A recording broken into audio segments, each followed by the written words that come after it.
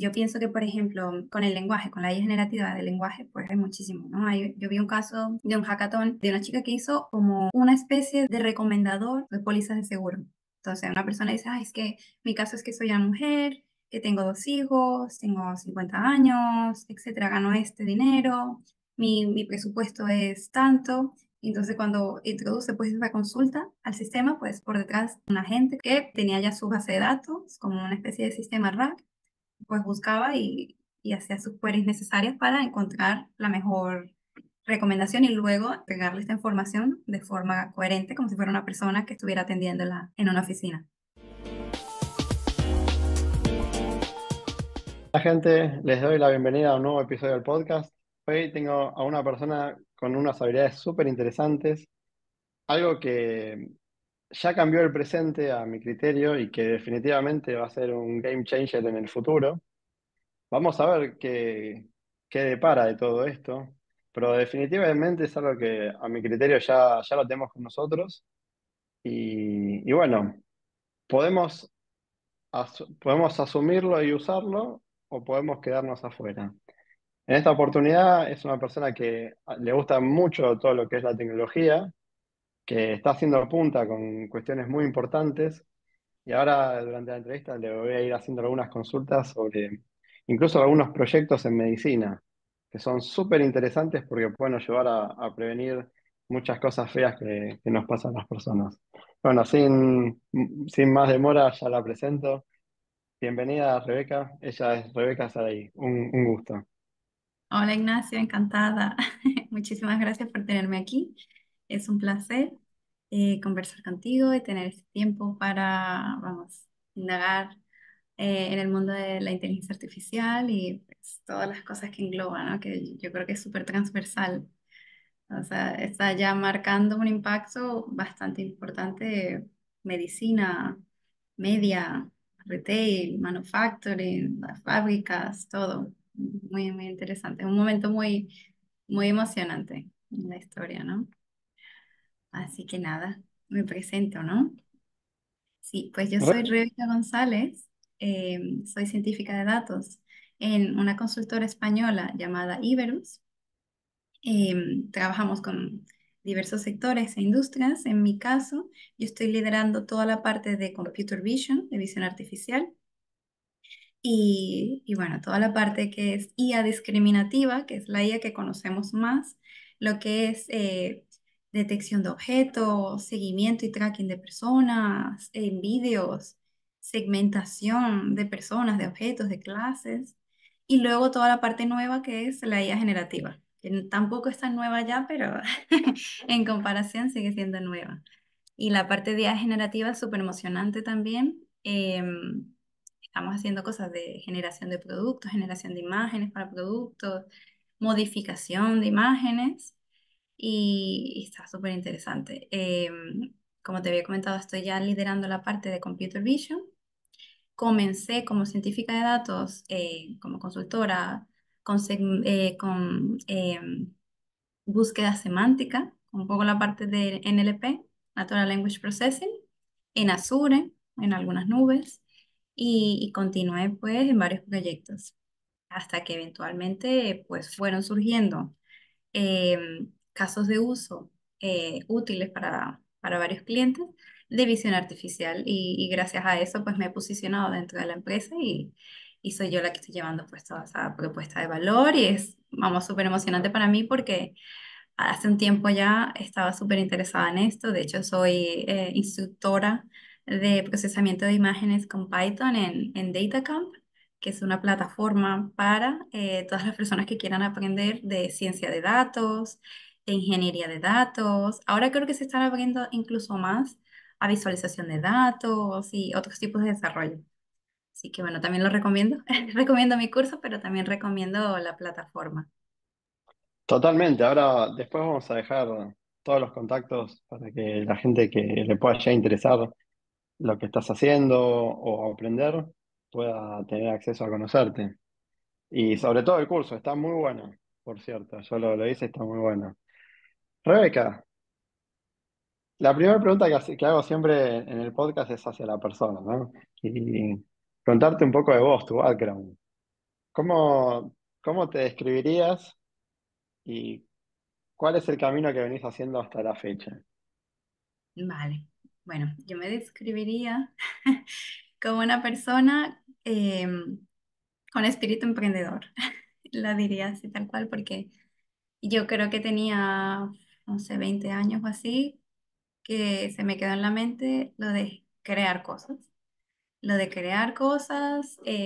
con utilidad. Entonces, bueno, yo nací en Venezuela, en Caracas, y inicié mis estudios allí como ingeniera en sistemas. No los culminé, me mudé con mi familia por bueno, situaciones y por preferencias personales. Nos mudamos a España, que es donde ahora vivo desde los últimos 8 años.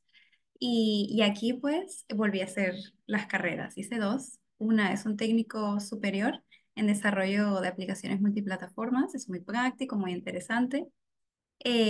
Y fue justo durante esa carrera que estuve haciendo las prácticas, empecé a trabajar, que me di cuenta cuánto me gustaban los datos. En aquel tiempo la bomba era Big Data y luego empezó a surgir un poco la IA como lo más interesante.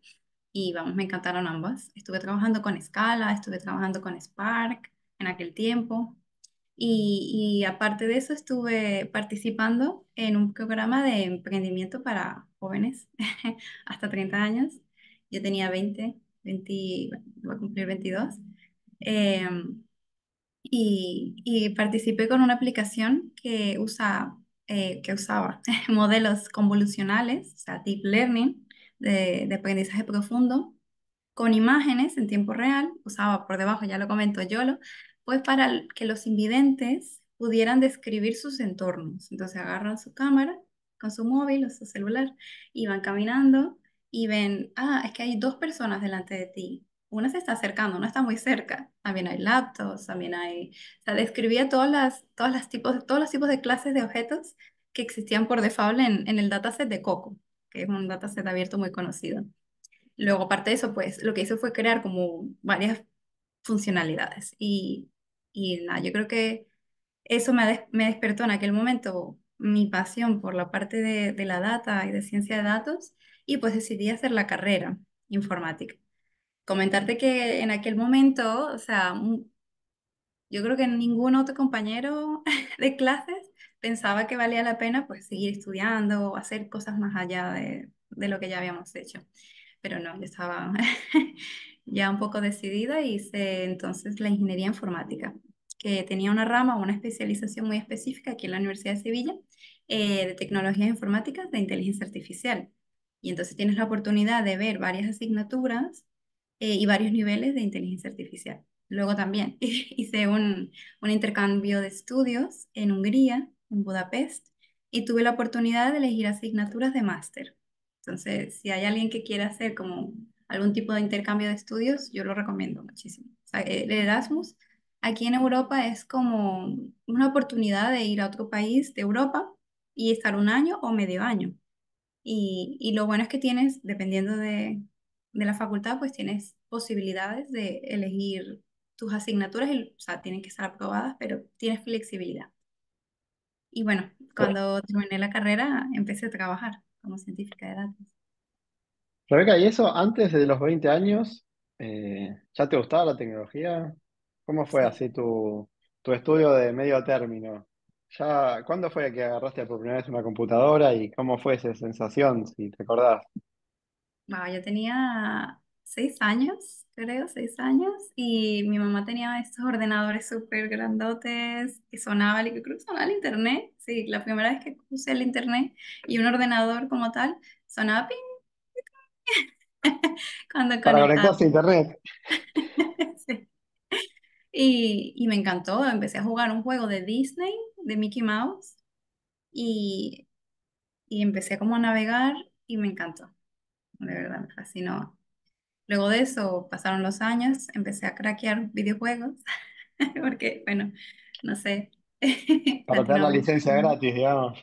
Sí, y, y me gustó mucho el mundo de la informática, pero yo creo que un papel definitivo para mí fue cuando estaba en bachillerato, estaba planteándome qué estudiar tenía varias otras opciones en mente y fue mi prima que me dijo, oye, pues ingeniería en sistemas está súper bien. Ya le gustaba, había entrado, había comenzado su carrera, me pareció bastante bien. Y luego, pues un amigo mío me dijo que la había ya comenzado a trabajar con antelación, o sea, estaba como en una empresa haciendo tiempo parcial de trabajo. Y me dijo que en esa empresa había un departamento de ingenieras en sistemas que ganaban muchísimo dinero y él decía, wow, pero es que están allí sentadas todo el día en su oficina, parece que se la pasan súper bien y ganan un montón de dinero. Y yo dije, bueno, suena súper Interesante. bien. Además debe haber fruta, ¿viste? Como que siempre tienen como muchos, como le dicen, perks, ¿no? Hay día Sí, libre, máquina de tal cual. café, Sí, está compilando, voy a tomar un descanso.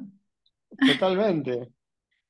Rebeca, Ah, y cuando, bueno, o sea que esto fue antes de los 20, digamos, o que ya tenías ganas de empezar con esto. Ya cuando te metiste en la carrera sabías que querías trabajar en sistemas, no en inteligencia artificial todavía, calculo. no. Y preguntarte algo, porque noto también que es muy común en los emprendedores, ¿no? Yo en el podcast tengo el privilegio de poder entrevistarlos y la mayoría les pasa esto, de que a veces se sienten incómodos con algunas situaciones y como que construyen el mundo a medida. Mm. ¿Eso sentís que te pasa un poco? Como que te Bueno, gustaría construir un mundo ajá. tuneado. Sí, estoy de acuerdo que, pues sí, yo creo que la mayoría de los emprendedores como que tienen algún tipo de sentido inconformista, vamos a llamarlo, de querer cambiar algo en el mundo. Sí, estoy muy de acuerdo.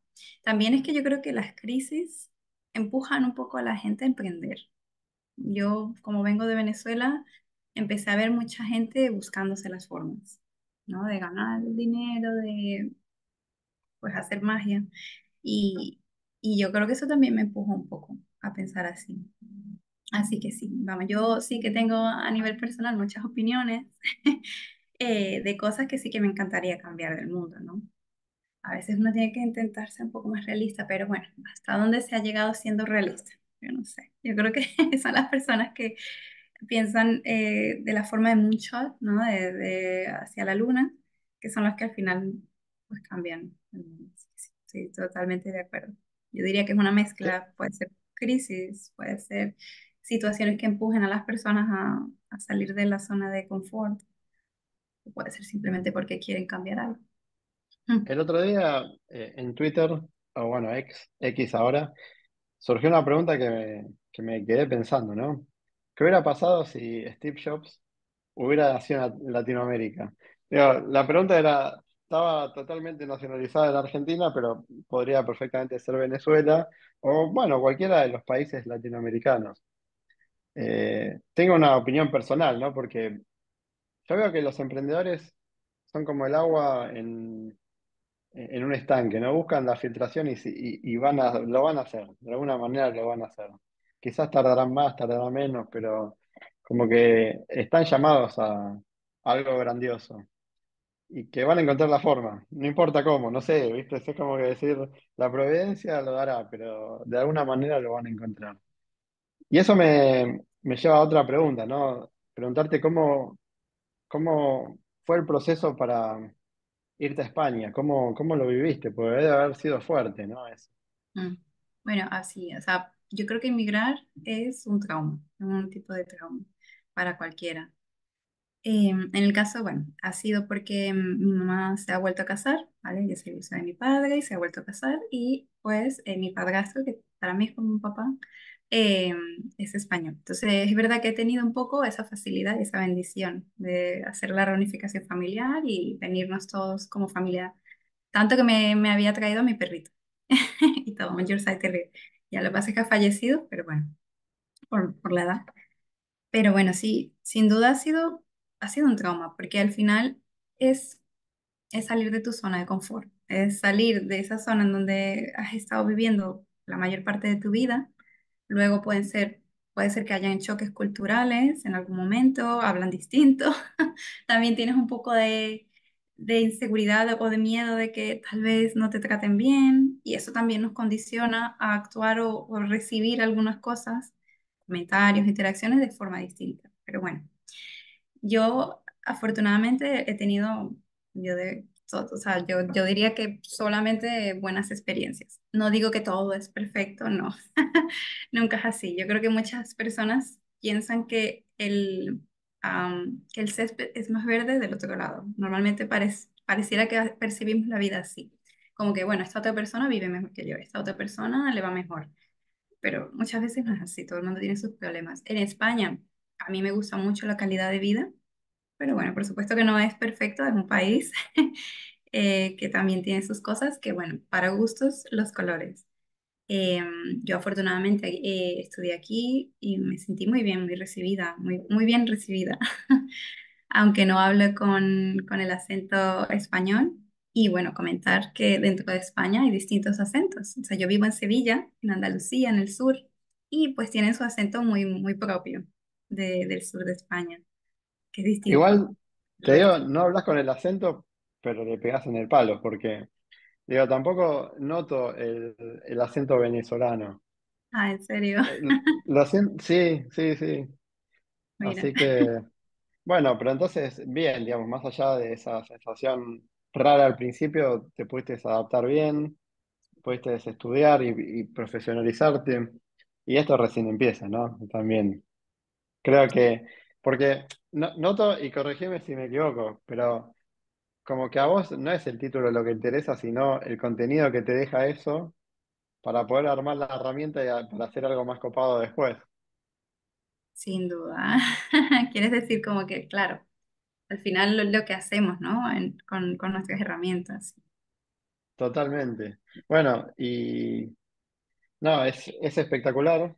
De hecho, el podcast, el canal en realidad es un canal inspiracional el que trato de hacer. Y en el medio, con actividades humanas, ¿no? Como es el emprendimiento, que es una de las partes más fuertes, las finanzas, Ujú, el desarrollo personal y bueno, en general también la tecnología, que creo que hoy por hoy estamos en la era de la tecnología. ujú, Ya es como que se cruzó el horizonte de sucesos y ya creo que no hay vuelta atrás, a menos que pase un evento de destrucción masiva y bueno, vuelva a la era de piedra. Pero ujú. espero que no pase. Yo tampoco. eh, ¿Qué pasa? y bueno, ya metiéndonos en tu área, preguntarte, ¿qué es para vos la inteligencia artificial? Bueno, la inteligencia artificial, pues se supone que es un campo de estudio que pretende am, replicar ciertos comportamientos que los humanos. Eso es realmente lo que se ha pretendido desde comienzos en los 50 o incluso desde antes, desde que nació como concepto. Tener básicamente a una entidad que no sea un ser humano haciendo actividades de una persona. Y ha comenzado siendo inteligencia muy narrow, muy específica para tareas muy pequeñitas. Por ejemplo, en los 50 hacer un if-else, si esta condición se cumple, hacer esto otro, eso era una especie de inteligencia artificial en aquel entonces. Bueno, incluso antes. Luego empezaron a hacer conceptos como redes neuronales en los 70, etcétera, que empezaron a ampliar y a consolidar un poco mejor el concepto de inteligencia artificial e incluso en categorías. La inteligencia artificial ahora mismo básicamente es código que en un punto, luego de compilar o de entrenar, es capaz de realizar actividades, en este caso todavía específicas, y para lograr hacer ese tipo de tareas de forma automática sin depender de una persona. Por ejemplo, GPT al final es un modelo de lenguaje que está prediciendo con mayor, o sea, las palabras siguientes dentro de una cadena de palabras con la mayor probabilidad posible. Lo que pasa es que se ha entrenado con tanta información global y lo han hecho tan bien aplicando técnicas de reinforcement learning, o sea, aprendizaje reforzado, que han permitido que lo haga tan bien. Pero sigue siendo un modelo que está prediciendo la siguiente palabra de regresión, un autorregresivo. Está súper curioso. Es impresionante eso. Y creo que también cambió, Porque antes de que todo esto fuera posible, fue Google, ¿no? Con la incorporación del modelo Transformer, que hizo que OpenAI luego generara GPT, desde sus versiones más primitivas hasta la bestia que es ahora. Y digo, yo creo que entre bambalinas ya existe el GPT-5, pero que no lo liberan. Digo, creo que hay cosas que... Me imagino que hace un tiempo tuve una entrevista con Ramiro de Ingeniería Cuántica y hablábamos de, de la exponencialidad de las cosas. Si uno mira, vos recién comentabas, ¿no? De los años 50 y estás como haciendo una reminiscencia de la informática en sus orígenes, digamos, o al menos en sus orígenes tecnológicos, porque yo calculo que la informática data de muchos años, pero hace relativamente poco para la historia de la humanidad, digo, que está viendo un soporte tecnológico, ¿no? Tarjetas perforadas, tener grandes data centers o máquinas gigantes que empiezan a hacer cosas muy simples, pero muy complejas respecto de lo que no había hace muchos años. Digo, si mirábamos 10 años atrás, en los 40 era todo impensado eso. Mm, Entonces, como que los avances vienen siendo cada vez más cerca uno del otro. Digo, entre un hito y otro, como que cada vez hay menos tiempo. No sé si vos lo notás eso. Digo, mm, entre GPT-2 y 3 por ejemplo, o 3 y 4. Pero ya GPT-3 y el 4 ya es como que es un cambio de paradigma también. No sé si lo mm. notas en el accuracy, en los bias, en ese delirio que es menor. Eh, Sin duda. O sea, bueno, quieres decir como, o sea, el crecimiento exponencial tecnológico, ¿no? Que hay cada vez menos tiempo o sea, entre despliegues de nuevos modelos, nuevos avances, o te refieres a alguna otra cosa. totalmente. A eso y a otra cosa. Porque, digo, hoy por hoy hay muchas empresas que están generando soluciones que todavía desconocemos. Creo que hay algunas empresas que están investigando armar nubes artificiales. Ah, O wow. de hecho, de Mm. otra manera, están tratando de ver cómo hacer que llueva, por ejemplo, para una zona donde quizás por factores exógenos no está lloviendo, poder sembrar lluvia. O todo lo que es el tema de los superconductores, que nos pega directamente. O lo que comentabas vos, de las computadoras hace no es mucho tiempo para nosotros, pero para mí también lo es.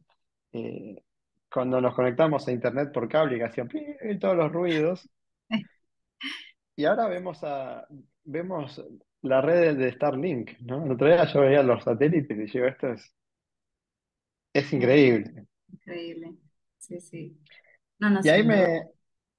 y ahí te pregunto, volviendo al tema de inteligencia artificial, ahí nos comentabas que bueno, es un campo de estudio que intenta imitar, emular al humano, ¿no? En la forma de pensamiento y en la forma de acciones. Entonces nosotros como humanos vemos la realidad a través de nuestros sensores, ¿no? Nuestros ojos, nuestros oídos, nuestro tacto. Y vos estás en un área muy crítica también, que son nuestros ojos.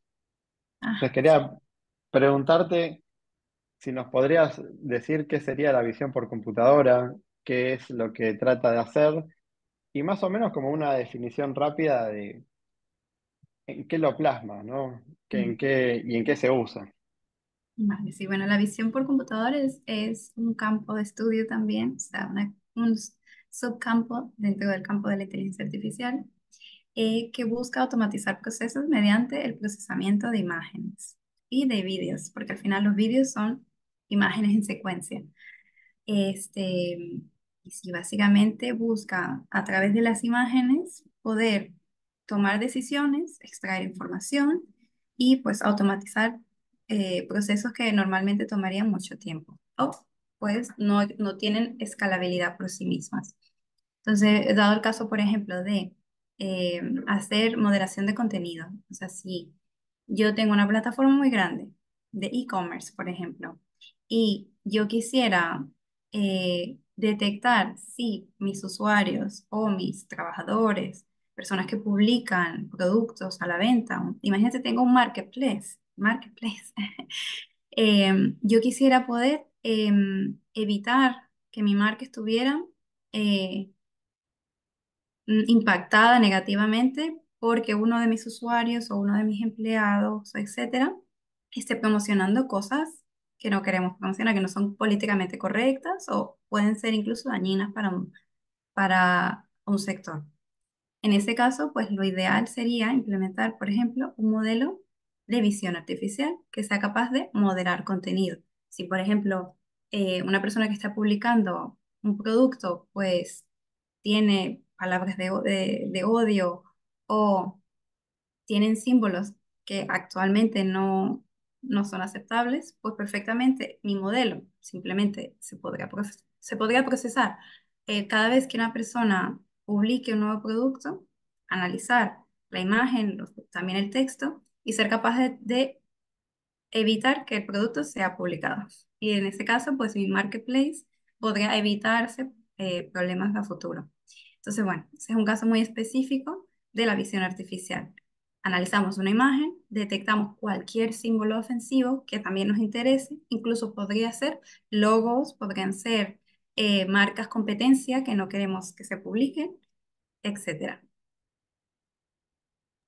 Y a esa inteligencia artificial implementada en un algoritmo de visión por computadora, ¿cómo se la entrenaría?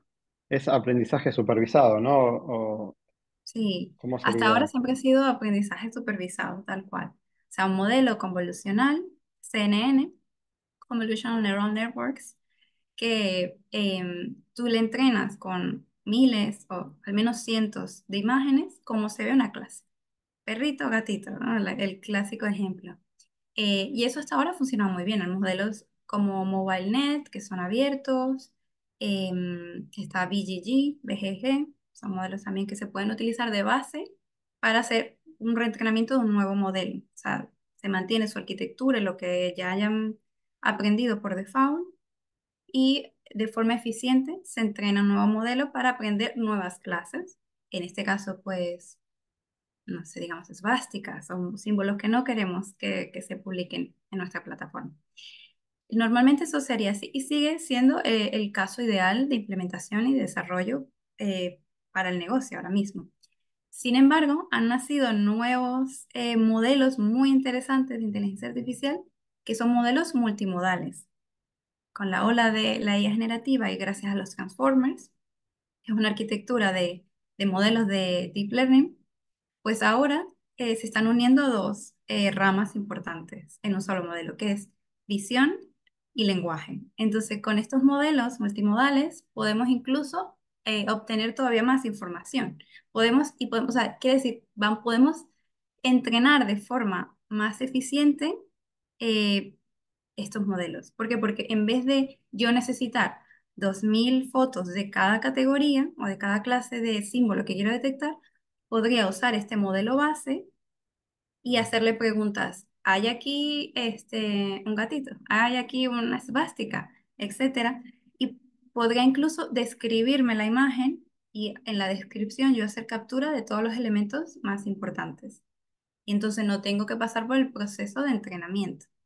Sin embargo, sí que se puede hacer un fine tuning perfectamente, si el modelo base no funciona lo suficientemente bien. Pero bueno, que esto ha sido groundbreaking, o sea, ha sido súper innovador para el sector porque básicamente acelera la implementación, el desarrollo y la implementación de estos modelos en el negocio.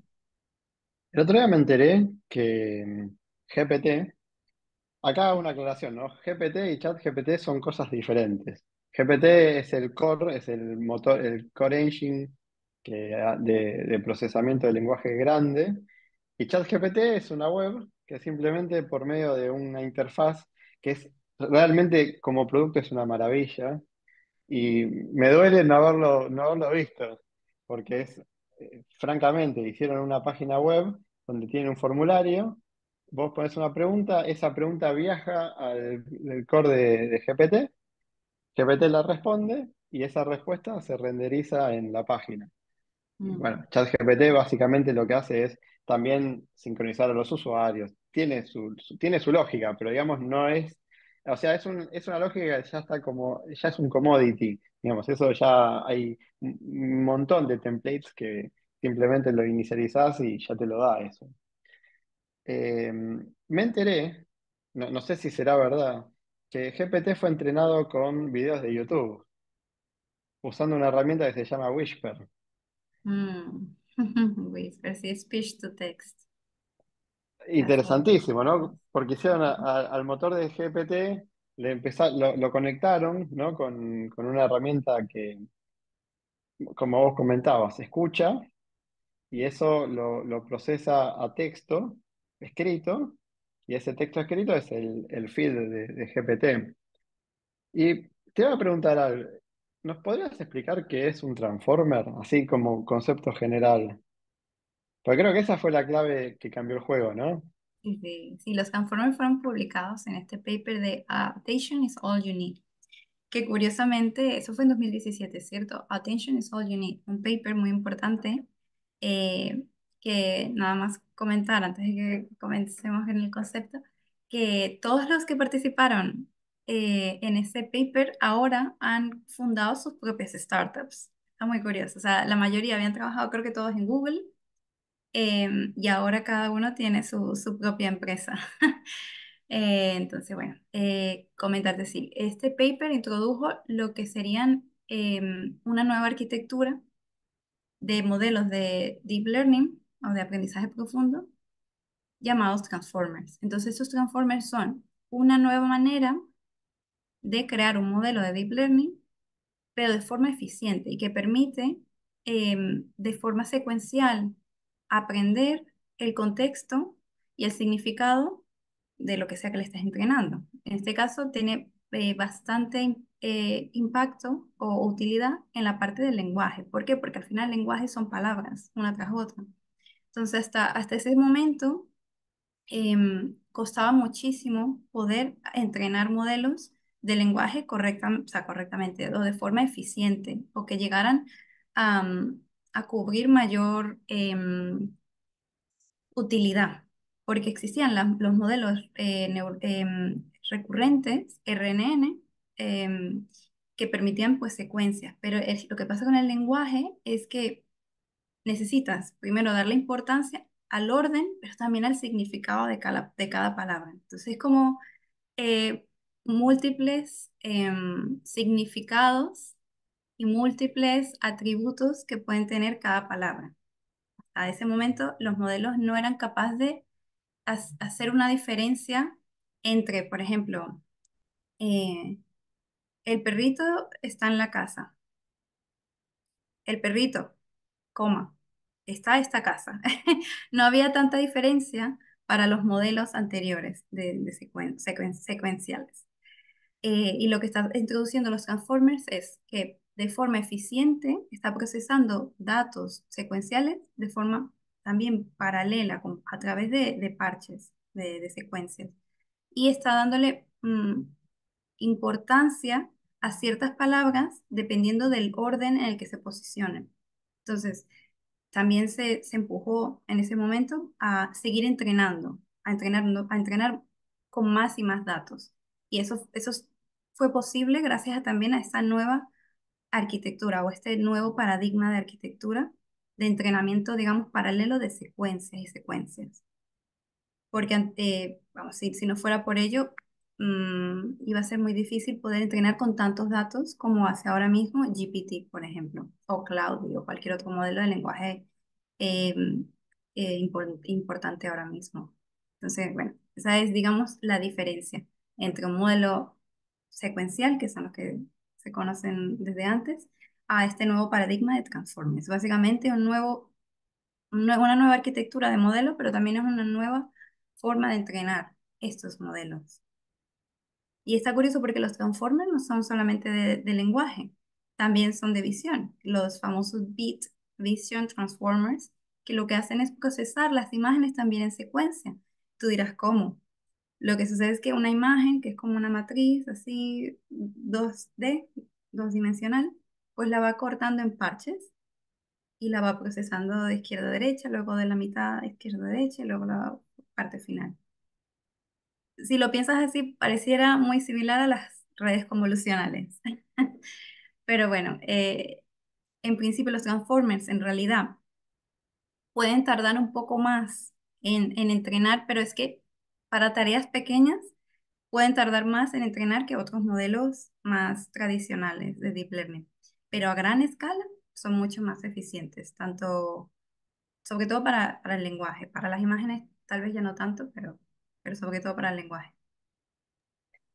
Rebeca, y en tema de futuros emprendimientos, ¿qué cosas pensás que pueden, mejor dicho, qué cosas ves que hoy por hoy se pueden necesitar?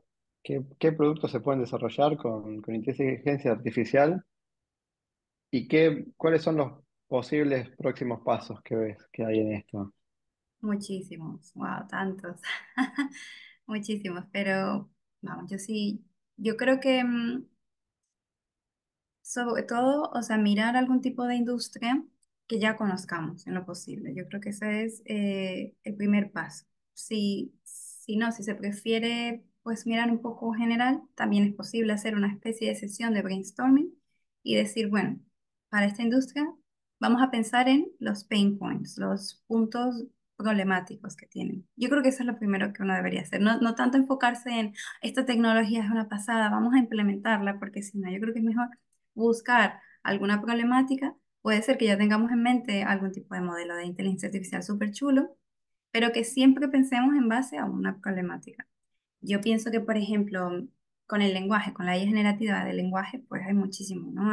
Yo vi un caso de un hackathon de una chica que hizo como una especie de recomendador de insurance, de seguros, de pólizas de seguro.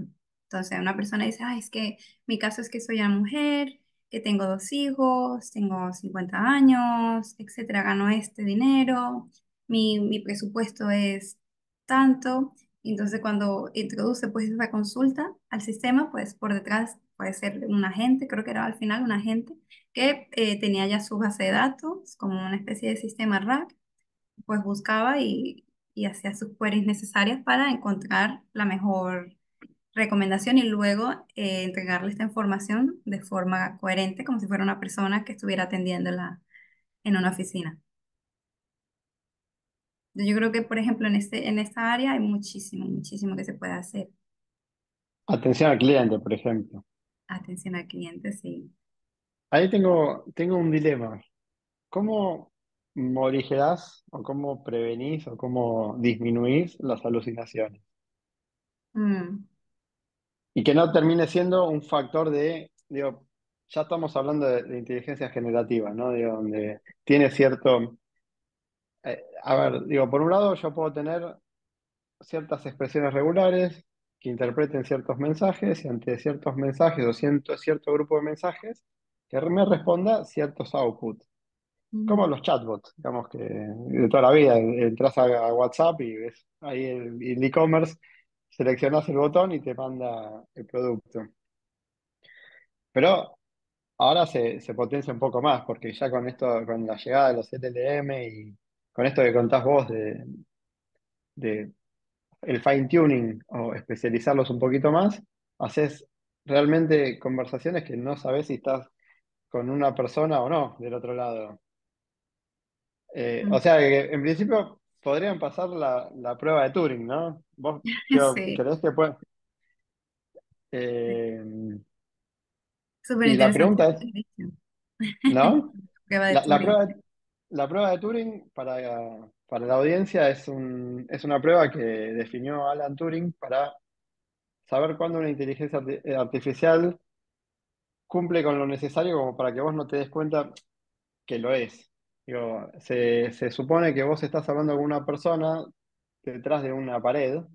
Y si en algún momento a esa persona le reemplazan por un algoritmo y vos no te das cuenta que es el algoritmo, entonces esa inteligencia pasó la prueba de Turing.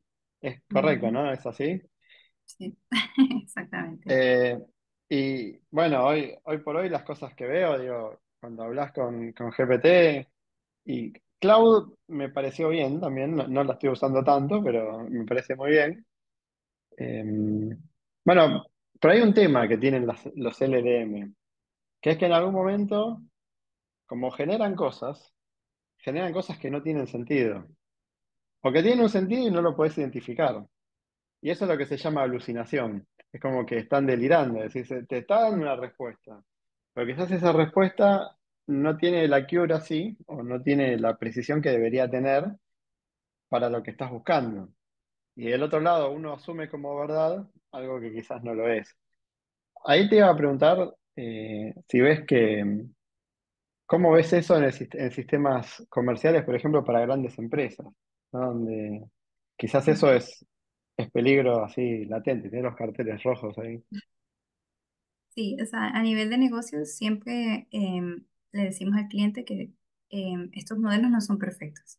Nunca se va a llegar al 100% de perfección, de respuestas correctas, correcto, en lo que se engloba con correcto, porque al final todavía no hemos llegado a una superintelligence ni una inteligencia artificial general.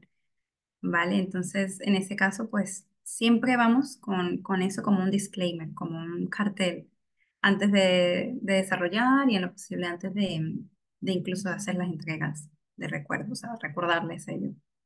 Em, Sí que hay varias formas de evitar o minimizar el riesgo de alucinaciones, pero nunca vamos a poder garantizar 100%, por lo menos no por ahora, de que no hayan absolutamente nada de alucinaciones y que no se invente cosas, porque esa es lamentablemente la forma en que esta IA generativa funciona, porque la IA generativa es, a diferencia de la discriminativa, es que ha aprendido cómo se ven los patrones de ciertas cosas, o de ciertas tareas y temas, y luego vuelve a generar eso que se le ha enseñado, ese contenido.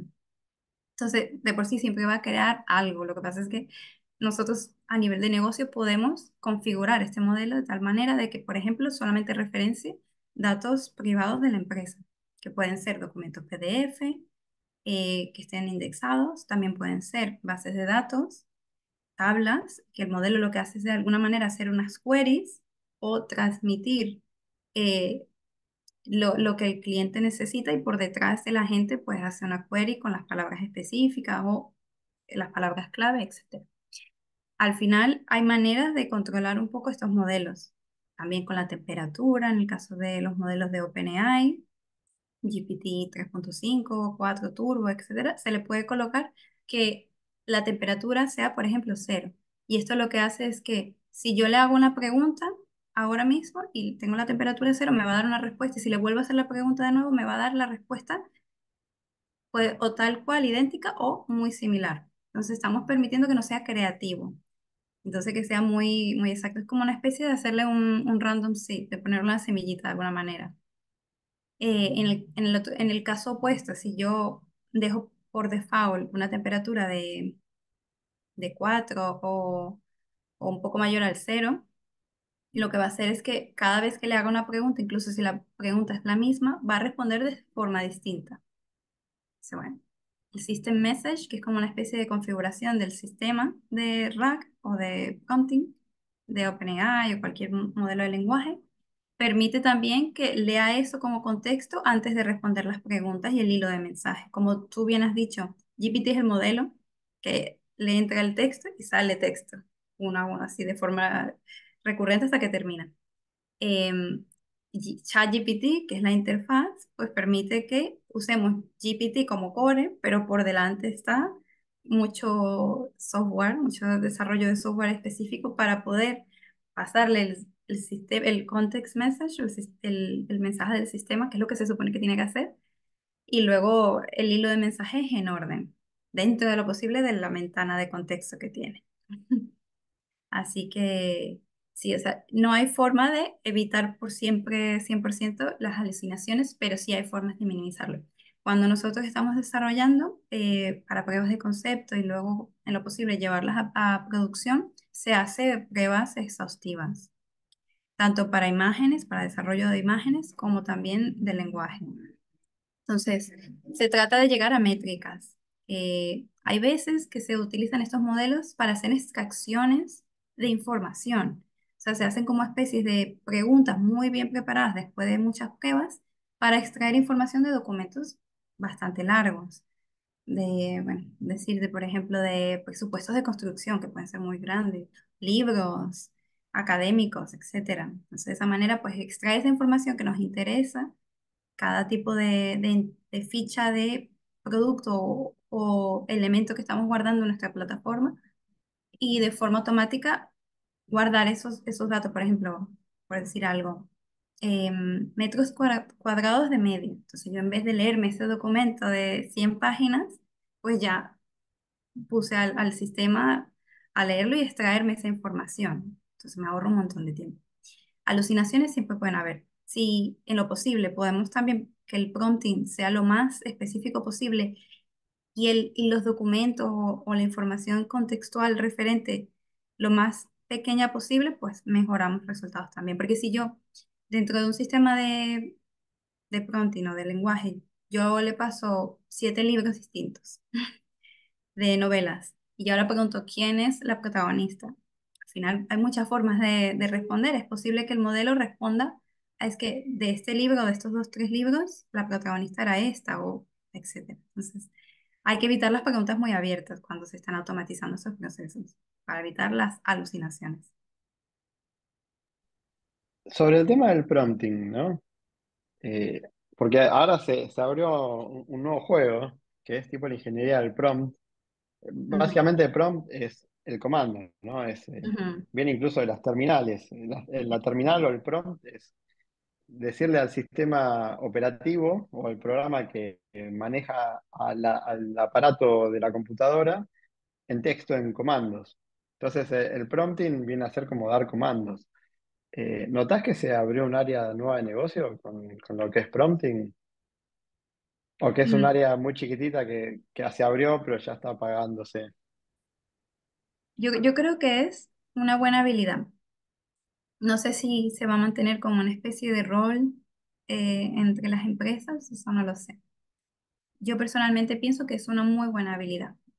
Yo he visto una analogía que me ha parecido muy interesante, que es como, por ejemplo, si yo uso el buscador de Google y yo soy muy buena para hacer búsquedas de Google, haciendo, por ejemplo, etiquetas, a poner entre comillas las frases que quiero que salgan exactamente, pongo también la fecha, el tipo de archivo. Entonces es una especie de búsqueda avanzada de Google. Sin embargo, no han salido, cuando nació Google, no salieron como roles de trabajo que eran solamente buscadores de Google. Sin embargo, los empleados que sabían buscar y que saben buscar y en vez de tardar 5 horas, pues tardan una, pues por supuesto, pues em, hacen mejor su trabajo y suelen ser más recompensados. Entonces, esa es mi opinión. Yo creo que viene muy bien tener esta habilidad del prompting, porque al final el prompting es la manera en que nosotros forzamos al modelo de lenguaje a darnos una respuesta en las formas que nosotros queremos. Sin embargo, la manera en que estamos, yo creo que yendo es en tener que ser menos específicos para tener un buen resultado. Eso es lo que parece que los equipos de OpenAI o Anthropology, de los que están detrás de Cloudy 3, pues están tratando de hacer, que la gente no tenga que prepararse tanto para tener esos resultados y acelerar, hacer un aceleranismo. Es que hay un término en inglés que me gusta mucho, aceler, es acceleration, pues es como ah, Sería eh, como que la curva de aprendizaje sea más fácil o que la curva de uso incluso, porque ya no sé si hay un aprendizaje o si simplemente... Yo, una de las cosas que noto, hace un tiempo estábamos discutiendo con un conocido ujú, sobre los nuevos nativos digitales y una ujú, falsa concepción a nuestro criterio. Como que los nuevos nativos digitales o las personas que nacen ahora ya nacen con un dispositivo, cosa que no me parece bien a mí personalmente, y como que lo saben usar naturalmente. Pero claro, pero el problema es que no es que entienden lo que están haciendo, es tan fácil usarlo.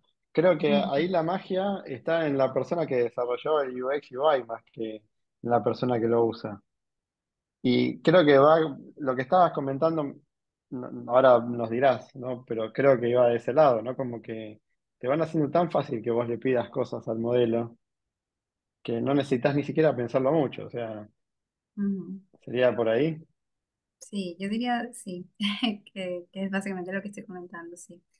En principio, ahora mismo sí que el prompting engineering está funcionando, eh, y que es una habilidad fascinante, muy buena para tener para ir más rápido y en vez de hacer como 5 interacciones con los modelos de lenguaje, puedes hacer, digamos, una o dos. Entonces, la verdad que está muy bien. Pero no sé hasta qué punto vaya a expandirse, porque eso, lo que comentábamos es que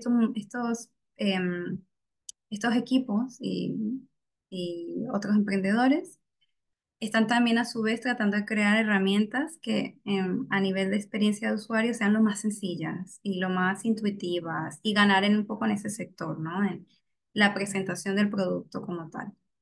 Entonces, si vamos todos hacia ello, a facilitar las cosas y acelerar la tecnología, pues tiene sentido que eventualmente en unos años tal vez el prompting engineering no sea del todo necesario.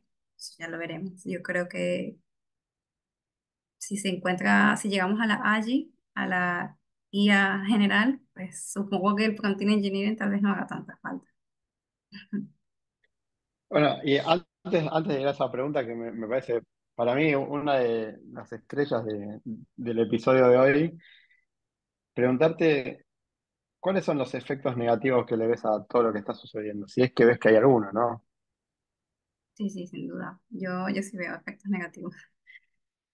Mm, Uno de ellos, no sé, tal vez el hecho de que hayan personas que piensen que todo es fácil, ¿no? Entonces, acostumbremos en nuestra mente a, es que yo le hago una pregunta a ChatGPT y ya me olvido, y me fío ciegamente de lo que diga GPT, o me fío ciegamente de lo que diga Claudia, y eso, por supuesto, es un peligro, que ya lo estamos viendo, ya estoy viendo, a veces busco un artículo o algo, y es que yo ya sé que ese texto está generado, y que no está mal, pero que es verdad que puede ser peligroso si no hay un piloto.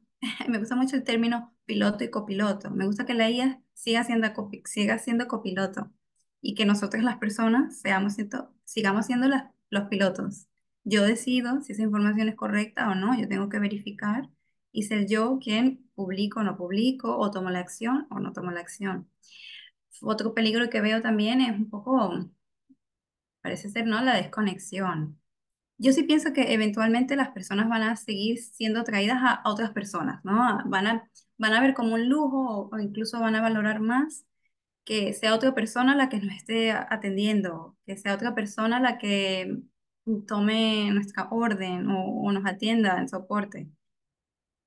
Pero parece ser que eso va, tal vez en los próximos 50 años, puede ser que se convierta en un lujo. O sea, son predicciones que tienen sentido.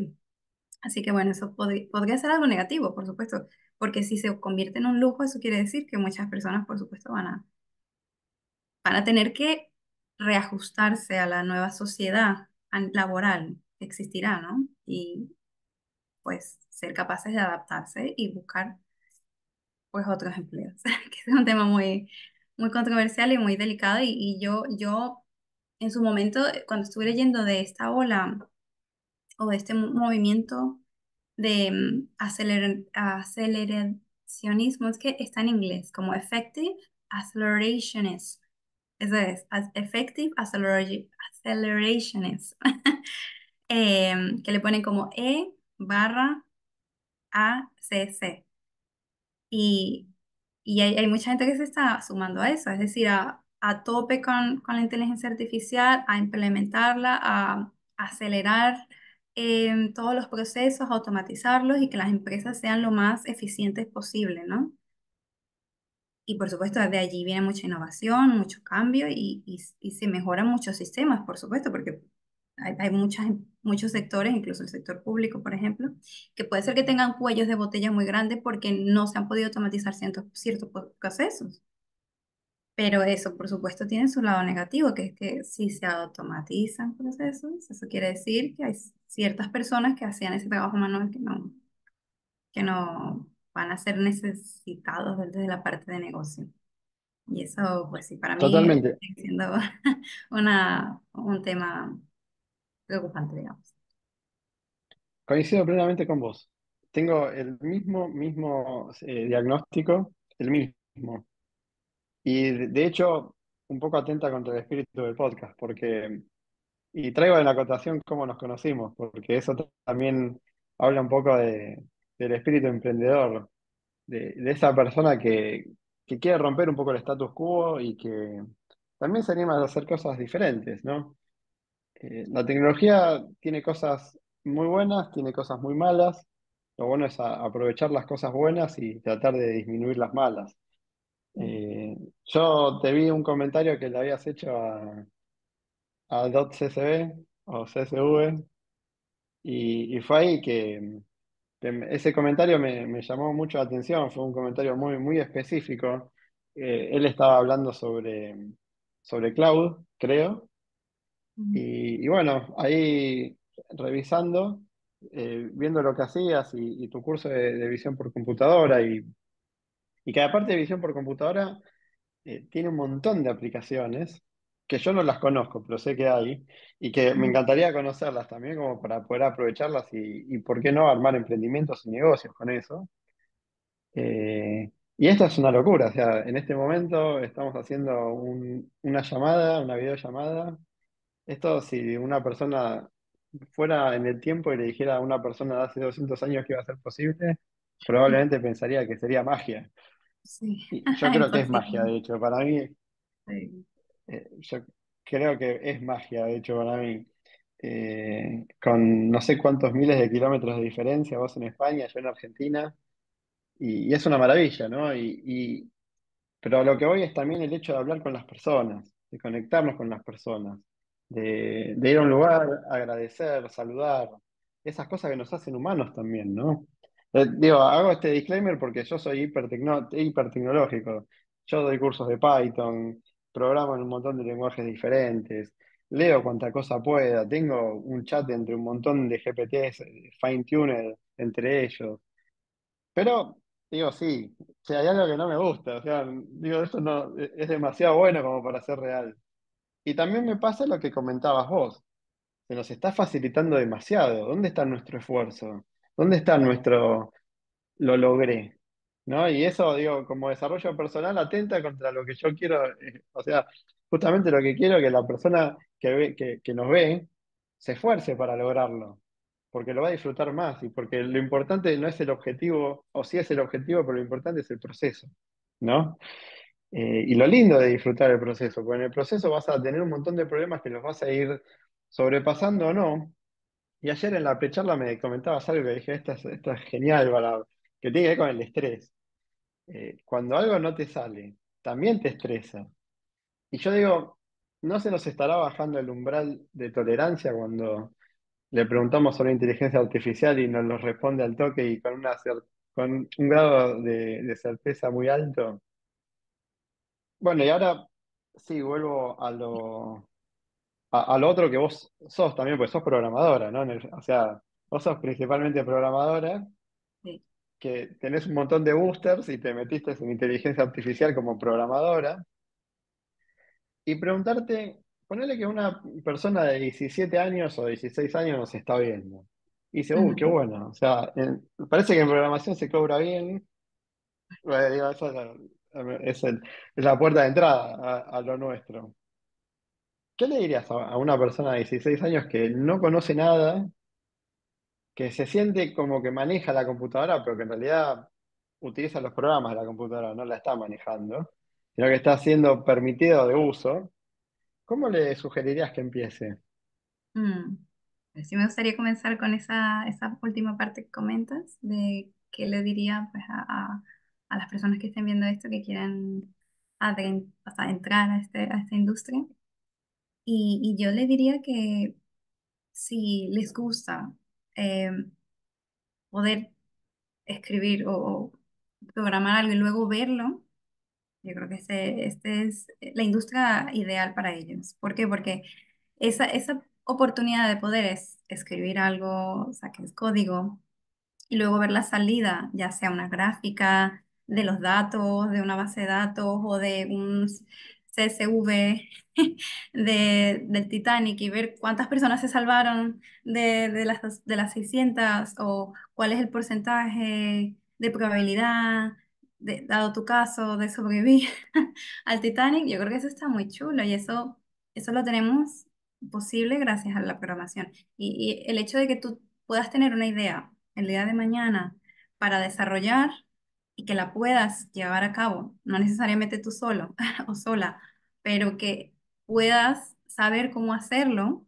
yo creo que eso está fenomenal. Yo también pienso que para este sector es muy importante ser autónomo en el sentido de poder usar Google, poder buscar, poder em, continuar y ser resolutivo. En el momento en que puede ser que el código no funcione, pues leer el error. Idealmente leer la documentación, pero bueno, si no se puede leer la documentación, pues, buscar, todavía yo uso Stack Overflow y también uso GPT, pero bueno, poder usar esas herramientas y no rendirse, yo creo que eso es súper importante, tanto como emprendedor, como programador, como ingeniero de datos, incluso científico de datos. Los datos muchas veces no vienen limpios y perfectos, que va. Muchas veces lo contrario. Hay que trabajarlos. Generalmente vienen sucios, incompletos. Sí, exactamente. Entonces, es eso. Hay que tener un poco de, yo creo que, mm, de actitud resolutiva. Y si tienes eso, te va a ir muy bien, yo creo. Eh, a mí que me La gusta actitud mucho resolu- esta área. la actitud resolutiva, ¿se nace o se hace? Yo creo que Yo creo que una combinación, una combinación. Yo creo que Yo te digo, mira, primordialmente se hace. se hace, Yo ¿no? creo que Ah, perdón, no primordialmente te se hace. entendí. Sí, yo pienso que principalmente se hace. Pero sí es verdad que hay personas que, dado sus características, donde nacieron, su familia, su colegio, no sé, la manera en que han vivido su vida, se les ha metido en la cabeza que está bien caerse y levantarse, que está bien equivocarse, que a veces las cosas no salen a la primera y hay que seguir. Y pensar que, bueno, si hago esto y pruebo esto, soy un pequeño científico, voy a poder resolver este problema. Entonces yo creo que es una combinación de la experiencia de las personas y luego nuestra capacidad de también cambiar de chip, de mentalidad y hacerse Y, resolutivo. y nuestra resiliencia, ¿no? Ay, sí, totalmente. Qué importante. Ujú, Y ayer hablábamos del estrés y, bueno, yo la cantidad de malas palabras que digo cuando no me sale algo que es a diario, digo, porque cuando estoy programando, la media no me sale y hay un porcentaje chiquitito al final del túnel que sí salió. Eh, pero creo que también empezar a hablar de estas cosas allana un poco el camino y también escucharlo, ¿no? Tener experiencia de otras personas. Qué lindo ujú, eso de decir, uy, mira, lo probé, no me salió, soy un pequeño científico y no soy un ujú, fracasado. Porque las dos son opciones válidas, pero la primera es una opción conducente hacia mejorarse, hacia crecer. Y la otra es simplemente una función exitista que no lleva a nada bueno. Pero también yo creo, por ejemplo, que, y me pasa mucho en mis cursos, a mí los cursos que más me gusta dar son los de introducción, porque creo que es donde más se necesita, porque veo que la gente, y tenemos como a veces una cultura de que, no sé, me pasa esto, a veces hablo con personas y me dice, según con quién hablo, programar es muy fácil o es muy difícil. Y la persona que no sabe se queda en el medio muchas veces, porque para el que es fácil, para mí es un lío. Digo, yo no me meto, porque si para él es tan fácil, yo no sirvo. Y tengo al otro que me dice que es muy difícil. Y veo que es muy difícil, entonces no me meto, porque es muy difícil. Entonces, acá empiezan a aparecer estas nuevas formas, ¿no? Donde decir, bueno, pará, probalo, fíjate. Después lo decidís vos, no pasa nada. Y te voy a acompañar en el camino. ¿No? Como que lo hace más humano. Ujú, Y bueno, y esto está atado con lo que vos decías. Yo quiero ir a un lugar de atención al público y que me atiendan. Yo ujú, prefiero eso. A mí no me gusta un lugar donde yo me sirvo las cosas. No, yo prefiero a alguien que me sonría, saludar, poder agradecerle.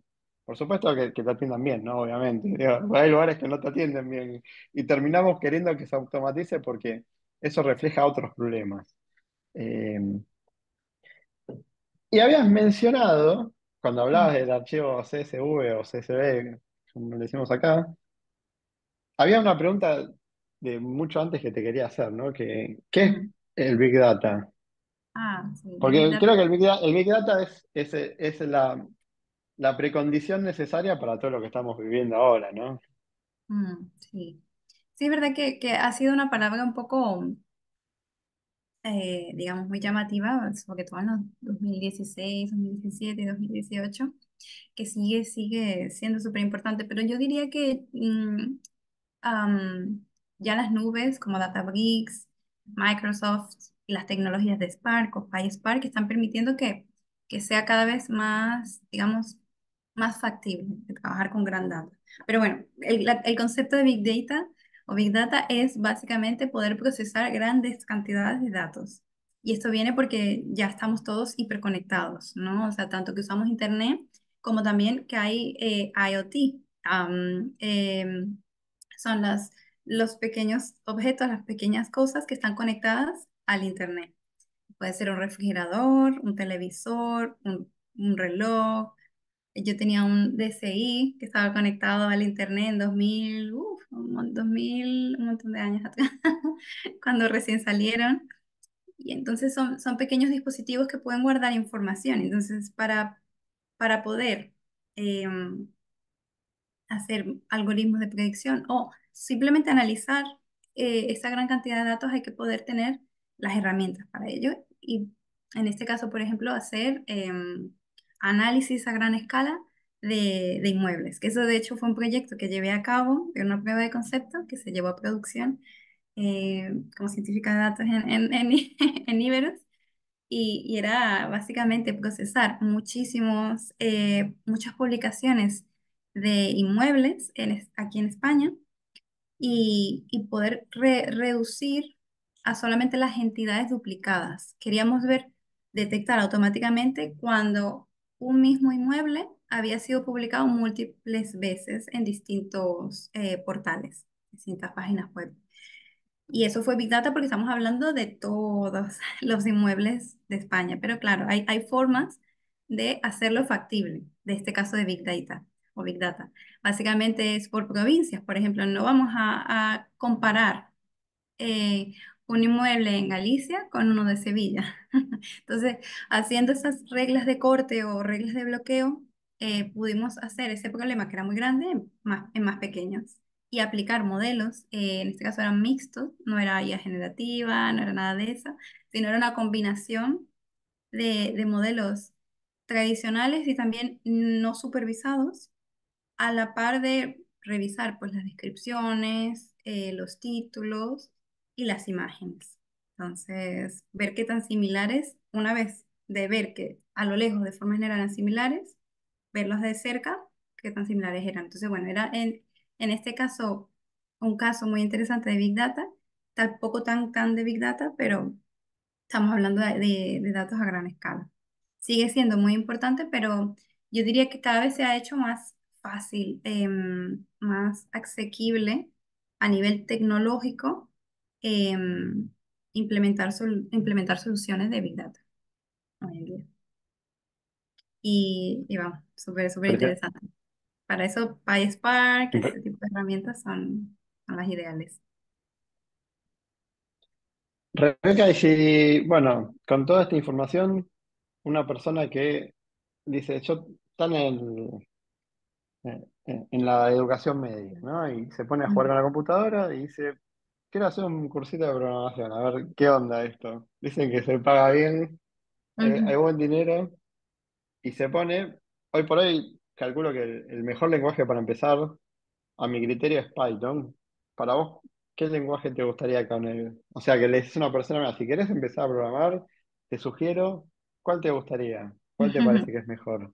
Yo recomiendo Python. Para mí es el más interesante a nivel de posibilidades, porque es muy flexible y yo diría que sí que a través de Python puedes aprender los conceptos más importantes que luego puedes trasladar a otros lenguajes de programación. Así que Python. Em, Y Sí. Yo te iba a comentar que yo había comenzado con PHP antes de comenzar la carrera, cuando tenía 17 años, estuve con PHP yo por mi cuenta. Entonces ahí hay corchetes, hay un montón de reglas porque es un lenguaje de backend. Está muy interesante, pero que es orientado a objetos, pero también tiene sus peculiaridades. Luego me moví más a Java y eventualmente a Python.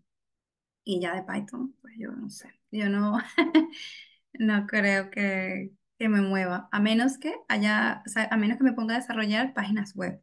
En ese caso yo sí voy con JavaScript, React, que tampoco hay que tenerle miedo, pero si se comienza con Python, eventualmente se puede mover a básicamente cualquier otro lenguaje de programación.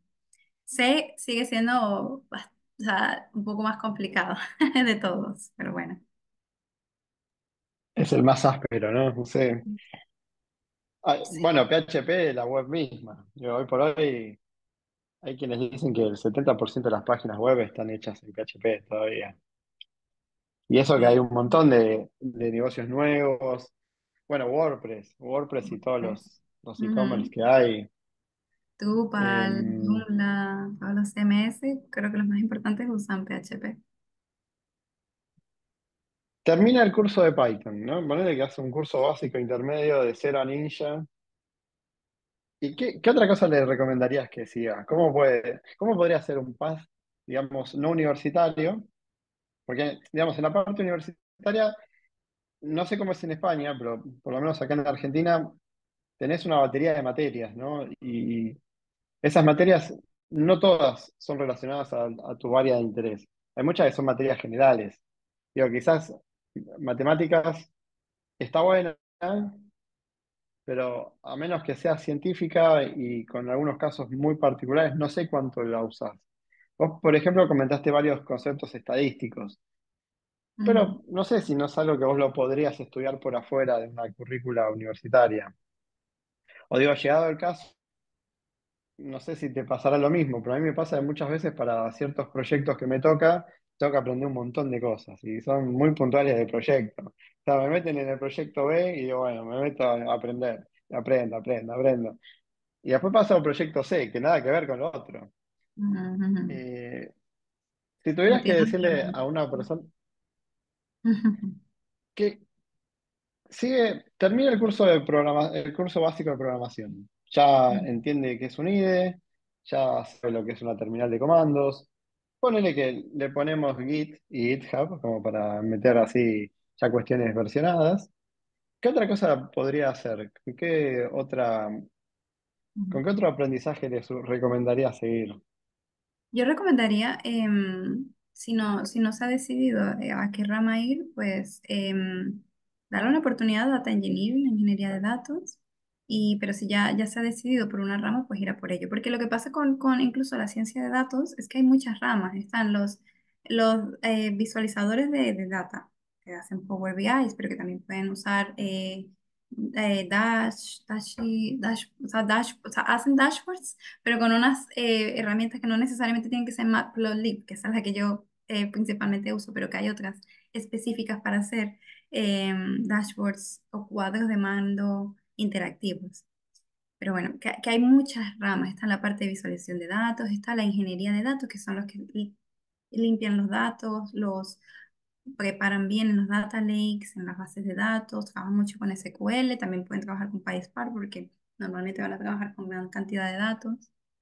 Luego están los cloud engineers. Entonces, yo diría que eligiera alguna de ellas que le parezca más interesante o incluso pues hacer otro curso un poco más general de todo lo que es ciencia de datos. En Datacamp hay ciertos cursos que son así como globales, que te enseñan los roles que existen dentro de la ciencia de datos y es la ciencia de datos lo que te gusta, porque también dentro de la programación, pues están los desarrolladores de web, están los desarrolladores de aplicaciones.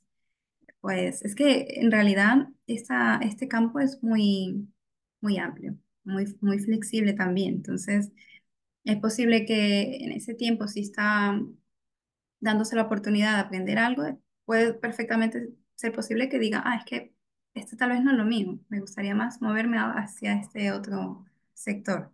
Y en ese caso, tomar cursos, además de cursos, tomar proyectos de desarrollo propios. Yo creo que eso también es una de las mejores maneras de aprender, tanto con cursos como proyectos prácticos.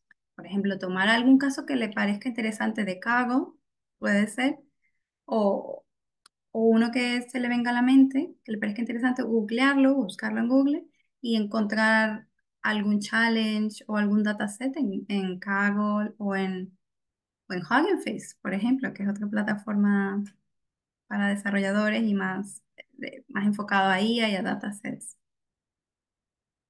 Eso es lo que yo recomendaría, tanto un curso más general para definir qué ramas le gusta, tanto también proyectos.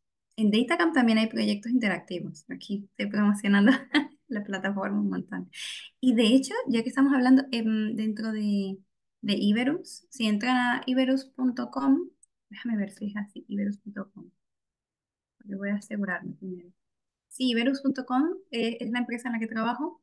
Ellos también tienen cursos y tienen como el área de Iberus University que permiten a las personas hacer un curso y entrar en contacto con el equipo también y, y ver posibilidades a partir de entonces. Pero seguro aprenden un montón de ciertas áreas.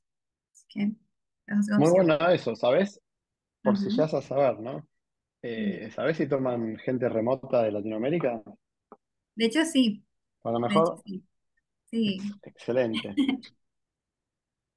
pues sí. Bueno, y con respecto a eso que estábamos hablando del PAF, ¿no? Digo, y con esto de la inteligencia artificial, ¿cómo ves el estado del arte? Ahora ya tenemos a Copilot, que anda bastante bien. Digo, hoy por hoy es un filler de snippet de código, pero yo lo amo. O sea, yo Ujú. abro el IDE y digo, escribo un poco el caso de uso y me lo completa solo. O incluso ChatGPT, que le digo, necesito, no sé, en la versión 4 es tremendo. La Turbo anda bastante bien, la 3.5, pero la 4 anda, es un must have o algo que si Mm. programás tenés que tener. Eh, ¿Cómo ves el estado del arte de la programación dentro de 5 años? ¿En declive? Porque A mí viene pisando fuerte el sí, acelerador en el tema de las generativas. sí, yo creo que sí que va a gradualmente mejorar, que sí lo pienso en ese sentido. Actualmente, dentro del estado del arte, tenemos las categorías, ¿no? De Computer Vision, digamos mi área más específica, pero también de lenguaje y luego, por supuesto, de QA, de desarrollo de código. Yo creo que se va a hacer eventualmente mejor. No creo.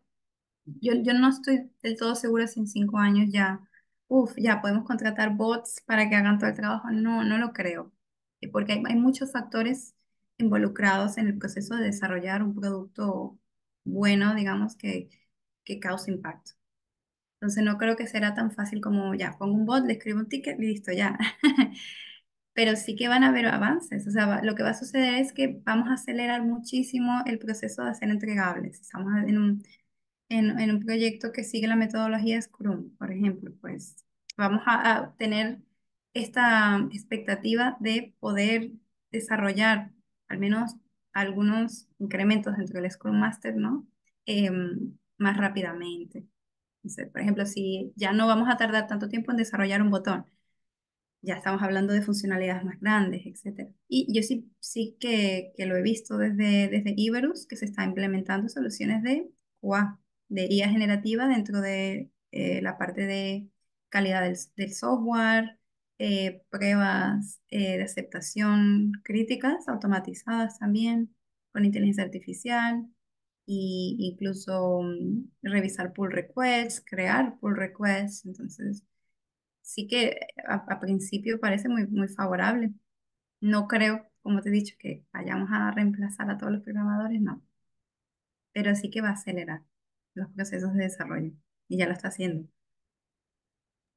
Ahí comentabas Scrum y hago un recap ahí. Dentro de lo que es las organizaciones, tenemos ciertas metodologías para trabajar, ¿no? Para organizarnos como equipo. Cómo nos llega a nosotros la necesidad de hacer un producto, por ejemplo, una página web, digamos, ¿no? Y en general esto se necesita más cuando somos equipos de diferentes disciplinas y equipos con una cierta cantidad de personas, como para de alguna manera llevarnos bien en el proceso y no matarnos y que el producto salga. Entonces, hay como varias ramas grandes. Una de ellas era lo que era la forma cascada, donde primero había un tiempo para cranear el requerimiento, otro tiempo para empezar a desarrollarlo. Una vez que estaba desarrollado, había un tiempo para probarlo. Y si había algún problema en ese momento, volvía a la fase cero. Y entre que pasaba cada una de esas etapas eran 2, 3 meses, dependiendo del proyecto. Después empezaron a aparecer lo que llaman las metodologías ágiles. Y las metodologías ágiles, justamente lo que busca es agilizar los tiempos y las formas. Entonces empiezan a aparecer, donde antes había un equipo que se dedicaba a generar requerimientos, que era el de producto, o bueno, el que fuere, pero generalmente es producto, y otro que es el de desarrollo, y otro que es el de testing, o QA o QA. Ahora empiezan a aparecer lo que vos contabas, ¿no? Los Scrum. Dentro de metodologías ágiles, una de ellas es Scrum. Y Scrum hace referencia a los equipos de rugby. En los equipos de rugby tiran todos juntos, ¿no? Y van todos para adelante. Entonces, en las metodologías ágiles también aparecen las iteraciones, pero son mucho más cortas. Entonces, vos tenés que la persona de producto se sienta a hablar con el desarrollador y con la gente de QA, y hay una persona que de alguna manera se visibiliza de que todos estén trabajando y que no haya problemas, que es el rol del Scrum Master. Eso es otra cosa que también aprovecho, gracias por mencionarlo, para decir que es importantísimo empezar a trabajar en las soft skills, ¿no? Que más allá de todo, y que es una de las cosas, creo, también lindas de la charla que también te agradezco, es humanizarnos más, ¿no? Cómo nos llevamos bien con la persona de al lado. Y de ahí vienen las soft skills, de decir, ¿cómo hago para que la persona se sienta cómoda conmigo trabajando, que no me vea como una amenaza? Porque en el día a día, cuando nosotros trabajamos, también hay una realidad de que hay cuestiones profesionales, hay miedos, a veces el ego o sea, responde más al miedo que al constructo mental que uno cree que el ego es. Entonces, ahora que hago hecha esa aclaración, eh, te pregunto, que es una de las grandes preguntas que tenía ganas de hacerte. Ujú. ¿Qué es para vos la inteligencia artificial general? Y si la ves posible, en poner intervalo de tiempo de ponerle 10 15 años, Vale, o el que quieras, ¿no? Digo, si en el caso de que sí, obvio. pues, em, anteriormente yo era un poco más seguidora de Jan LeCun, quien trabaja en Meta como director de IA, quien dice que eso nunca va a suceder, o sea, nunca vamos a llegar a una IA general. Actualmente ya, no lo sé, de hecho ahora pienso que es más, más posible que lleguemos a una IA general a que no. De todas formas, voy a comentar el concepto y la IA general, AGI en inglés, Artificial General Intelligence, es básicamente una IA que es capaz de, de saberlo de forma general todo, básicamente, porque actualmente tenemos modelos de tareas más pequeñitas, Narrow AI, que es como más centrado, y es básicamente solamente saben hacer una tarea. Detectar, por ejemplo, armas en las imágenes, detectar arma aquí, gato o perro, etcétera. Son tareas de o clasificación o segmentación de objetos o de generación de imágenes. Pero lo que estamos viendo ahora es que hay modelos multimodales que están incluso teniendo capacidades emergentes. ¿Esto qué quiere decir? Que han sido entrenados para una tarea o para ciertas tareas, pero que ahora están teniendo la capacidad de hacer otras tareas para las que no fueron entrenadas.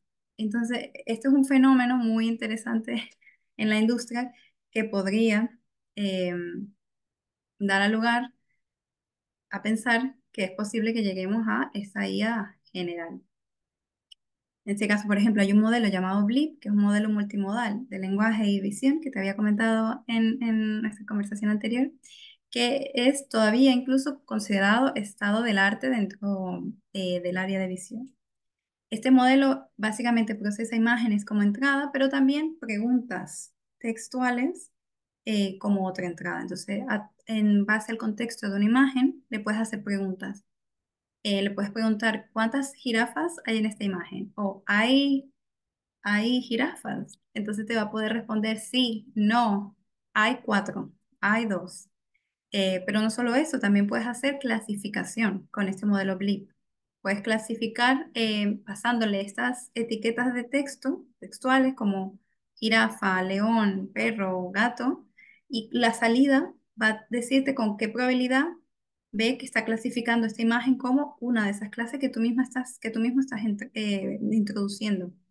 Y aparte de eso, por ejemplo, está segmentando imágenes, porque en el momento en que está procesando la imagen en la entrada, nosotros podemos inspeccionar una de las capas de este modelo, es un transformer de visión, y podemos ver dónde está mirando con más atención que encuentra esas jirafas. Entonces, podemos ver como una especie de segmentación de imágenes. Y esto, como comentaba, es una especie de habilidad emergente o capacidad emergente. Y hacia donde parece que vamos es a generar y entrenar más modelos multimodales, no solamente de visión y lenguaje, pero de audio, de vídeos, etcétera. Hay un modelo que fue desarrollado por Meta que tiene básicamente casi que todos los elementos. Estamos hablando de o entradas, estamos hablando de lenguaje, vídeo, imágenes, audio y creo que ubicaciones. Entonces, básicamente tenía como capacidad de procesar todo ese tipo de datos y se estaba entrenando con toda esa cantidad de datos proveniente del Internet. Entonces, está súper curioso. Yo ahora mismo pienso que si bien se necesita cambiar la arquitectura actual de los modelos de aprendizaje profundo para ser capaces de poder superar los límites actuales, porque actualmente se han entrenado modelos por muchísimo tiempo. Hay modelos que anteriormente, yo no me acuerdo exactamente el nombre de ese, pero estaba conectado a Twitter y entonces hacía un tweet cada vez que sumaba un porcentaje de su proceso de entrenamiento. Decía, por ejemplo, tuiteaba y decía 25% de entrenamiento, luego llegaba al 99% de entrenamiento del EPOC, de todo el proceso de entrenamiento. Estaba súper curioso y veías cómo tardaba días. Entonces, actualmente hay un límite, hay un cuello de botella para poder llegar a esta inteligencia artificial general. Sin embargo, como te he dicho, yo pienso que con las capacidades emergentes y con el esfuerzo que se está dedicando a esta área actualmente, probablemente dentro de los próximos 10 años sí se puede llegar a una versión de esta IA general. O sea que lo primero que notas es que la arquitectura queda chica, digamos, la arquitectura no. Ok. Ya, chica, tal Y el cual. hardware, ahí viene la otra pregunta, ¿no? Ujú. Ya veo que por pronto el software, la arquitectura en términos de software, me imagino que hablabas por el Transformer. ¿Y el hardware ves que puede acompañar o que todavía falta mucho? Sin duda que sí que acompaña. Estamos hablando de computadores que lo que estamos es usando GPUs en paralelo. Estamos tratando de hacer computación distribuida, la estamos haciendo, ¿no? Tratando de poner estas máquinas a hacer todas esas operaciones, es un consumo computacional súper grande. Nvidia está por los cielos en el mercado, en su stock, en sus valores de stocks. Entonces, Vamos, lo que va a suceder también es que eventualmente va a haber una escasez que creo que ya está existiendo de GPUs. Tanto así que, bueno, están surgiendo nuevas empresas para desarrollar estos chips, ¿no? Porque ahorita mismo el rey es Nvidia. Pero si bien has dicho, el hardware es súper importante. Y creo que aquí es cuando quisieras comentar de las computadoras cuánticas, por supuesto. Eso actualmente como tal no se ha podido llegar a o sea, existen computadores cuánticos, pero no se ha llegado a la implementación específica que permitiría pues llegar a esta instancia de un modelo Agile de IA general. Así Y que aparte el cambio de paradigma, ¿no? Porque desde la arquitectura de 64 bits que tenemos ahora a un ujú, modelo cuántico, digo, el código es totalmente distinto, me imagino. sí. O Si sea, bien se pueden migrar eso va a ser construir, un, sí, sí, se pueden construir algunos ¿no? códigos de circuitos, pero el código es distinto, sí, y con el cambio de paradigma que comentas es completamente distinto. Ujú, Digo, la cantidad inmensa de líneas de código que va a hacer esto va a ser un desafío. Y acá vienen a entrar también con lo que empezaste la charla, todas las industrias van a estar. Van a estar las industrias energéticas porque ya hoy por hoy creo que OpenAI hizo una alianza estratégica con Microsoft por el tema de todo el cloud, ¿no? Y poder meter a sus GPTs en esas máquinas infernales que tienen ellos, porque debes tener que tener un dinero impresionante para mantener todo eso. sí, Y ni sí, hablar ahora de mismo tener un es montón de cores. increíble. Sí, sí, vamos, ellos son las super empresas que son las que ahora mismo pueden costearse, ¿no? Este tipo de desarrollos. Si bien están surgiendo competencia, ¿no? Como en el caso del equipo de Cloudy, ellos también están apoyados, creo que ahora mismo por Amazon Web Services, o sea que es otra gran tecnológica. Y eso es lo que sucede, es que es muy costoso entrenar estos modelos a este nivel, porque son large language models, por eso son modelos de lenguaje muy grandes. Así que bueno, a Y te iba a nivel de consultar, computadoras, te iba a comentar lo de las computadoras cuánticas, que yo sé que se están moviendo mucho desde hace un tiempo. Ya veremos qué pasa con el mundo de la computación cuántica. ¿Tú piensas que eventualmente llegaremos allí? sí, sí, yo creo que sí. Mira, de hecho, tengo un podcast que hice con Ramiro Estagastizabal, también que vive en España. Muy interesante, él hace ingeniería cuántica y me contaba que el estado del arte es como los 70 de la computación clásica, que está verde y que todavía está en todo el proceso de hacer el scaffolding, ¿no? Ellos están en la primera capa de todo. Cuando empezó a surgir Internet, al principio no habían productos para Internet y ahora todo sobre Internet casi. Eh, el tema son los plazos temporales y los acontecimientos humanos en el medio. Mm, Y lo que vos comentabas, ¿no? Creo que el estado del arte de las cosas está siendo relativamente muy chico entre un hito y otro respecto de cómo lo que nosotros veníamos estando acostumbrados como antes. Pero sí, sí, yo creo que sí. A mí el tema de la inteligencia artificial general mucho no me copa, la verdad, porque cada automatización está buena en un aspecto, pero hay que ver a veces los efectos colaterales y como que yo entiendo que el trabajo intelectual va a tender a desaparecer y como que en algún punto el ser humano va a tener como una renta básica porque sí. Y bueno, es un poco filosófico, ¿no? Eso, pero a mí, yo soy muy pro de las personas que creen sus historias y no simplemente ser usuarios. Y habías mencionado algo que del paper de Google, Attention, hizo como que otro mundo. era todo lo que necesitabas. Sí.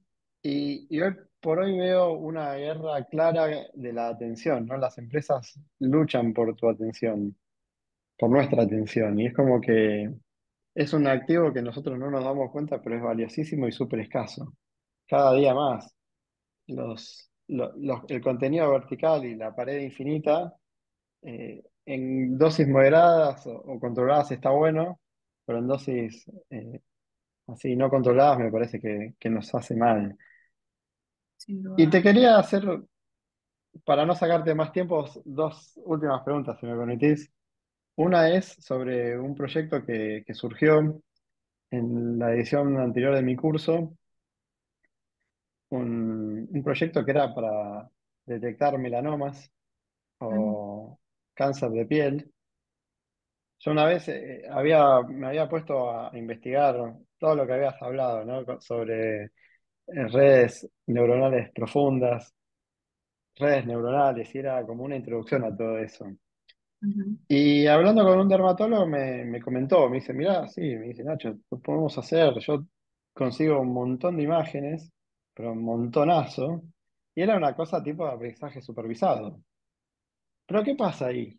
El tema es, personalmente tengo un problema con el falso negativo, porque el falso positivo es malo, es bastante angustiante, porque a la persona le... O sea, el proyecto estaba intencionado como para en comunidades así más humildes que tengan una forma de hacer un scan de piel. ujú. El problema es que pasa cuando no dice que hay algo. Vale, sí, sí, sí, Ese es sí. el problema. Y te Creo que iba a sería el preguntar, tipo 2. Sí, sí, que existen dos ¿qué? tipos de error, tipo uno y tipo 2. Y creo que ese es el tipo 2 si no estoy recordando mal. Sí, básicamente, ¿qué pasa si es positivo, pero lo detecta negativo? En este caso, claro, si no se toman las medidas es todavía más. O sea, ambos son peligrosos porque dependiendo del caso, en este caso, si lo detecta positivo, tal vez si vuelve a hacerse el examen no pasa nada, pero ¿qué pasa si la siguiente decisión es hacerse una operación? Entonces, bueno, depende del contexto de qué es peor. Y Vale. ahí te iba a preguntar, ¿cómo ves el estado del arte desde lo que vos conocés en términos de precisión para ese tipo de programas, ¿no? Para decir, un escáner de lunares malignos. Ujú. Cómo lo ves Bueno, hoy por hoy al estado del arte? em, normalmente para estos casos lo que ha funcionado mejor ha sido hacer un preprocesamiento de imágenes antes de pasarlo a la red neuronal. Y en lo posible también puedes hacer que los modelos sean múltiples entradas. Yo he entrenado modelos en los que le pasaba hasta 5 entradas y las entradas pueden ser, por ejemplo, en una que sea convolucional, muchas capas convolucionales hacer todo lo posible de fine tuning, de hyperparameter tuning posible. Si quieres, haces también un early step, etcétera, para esa parte de procesamiento de la imagen, o sea, mm, de la imagen como tal. Pero luego la otra entrada pueden ser texto, que en este caso no texto como tal, sino las variables de la edad.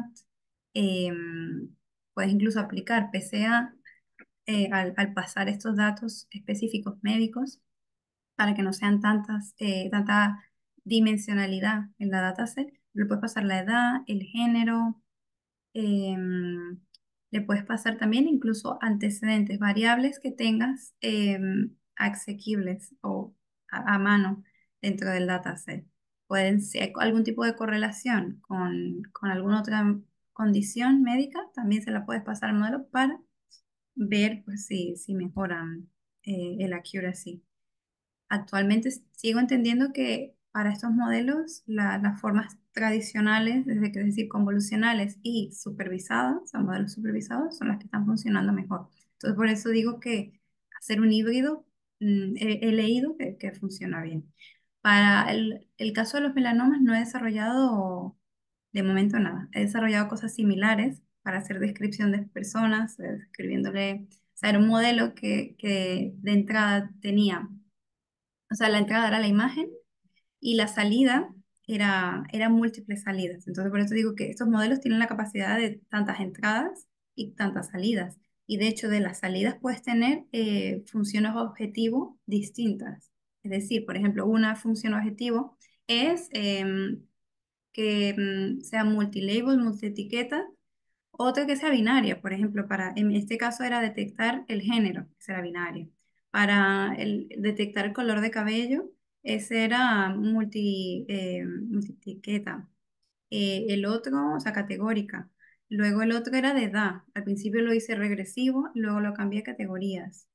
Bueno, puedes aplicar esa misma técnica, pero a la inversa. Input y luego una sola salida, sí o no, o la confianza de tener un tipo de, de condición, de cáncer de piel, melanoma, etcétera. En ese caso, ¿lo ves un proyecto viable? A ver, si está funcionando, yo he visto casos de éxito. Ahora bien, no sé si en la práctica, porque la cuestión también está en el dataset en el que se entrena. Hay datasets que no son balanceados o sea, que tengan diversidad suficiente. Hay que ver eso. Ahí entra también el tema de eh, los datasets sintéticos. También es otro caso muy interesante. Si ves que hay muy pocos datos, pues en lo posible trata de comprar datos reales o conseguir los reales, pero si no, hay gente que va hacia el data augmentation, que es aumentar el dataset actual para tener más casuísticas y hacer a forzar el modelo a aprender pues esas clases que no se ven tan representadas. Entonces, en el caso de imágenes, lo que hacen es, yo he aplicado data augmentation, básicamente rotar las imágenes, aumentar el brillo, disminuir el brillo, girarlo o incluso generar nuevas imágenes, que también he trabajado con eso, con generación de imágenes para hacer entrenamiento de modelos que clasifican. Yo pienso que, yo pienso que sí es viable porque he escuchado de casos de éxito, am, pero tampoco los he visto tan de cerca. Así que si esta condición médica puede cambiar, no solo entre géneros, mujer y hombre, sino también entre poblaciones, ahí es cuando se puede complicar. Y por supuesto siempre hay que asumir que va a haber un error, o sea, un porcentaje de error. Que por cierto, aquí he leído, ya me recuerdo, el error tipo 2 es el falso negativo y el error tipo uno es el falso positivo. ¿Qué pasa si es un falso negativo? Eh, Es que lo que tú comentabas no se entera y le da algo y no se interviene el paciente. Bueno. Ese es el motivo por el cual en su momento el proyecto lo filicé. Dije, por ahora no. Una forma de alguna forma disminuir ese riesgo, que aparte puede ser un lindo proyecto, no misión, pero sí proyecto, que es hacer una API pública.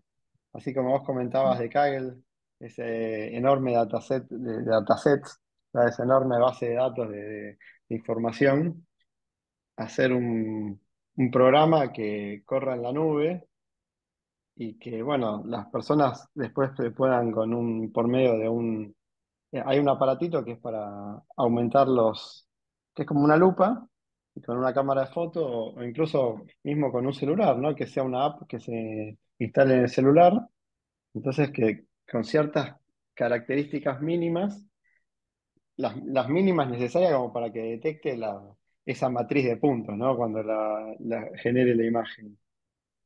Así que Mm, bueno, nada, es ese error de tipo 2 que no me deja dormir si lo hiciera, mm, pero que eventualmente considero hacerlo, y que creo que es un proyecto muy lindo para compartir, porque creo que sí, que eso bien usado es un cambio de juego impresionante.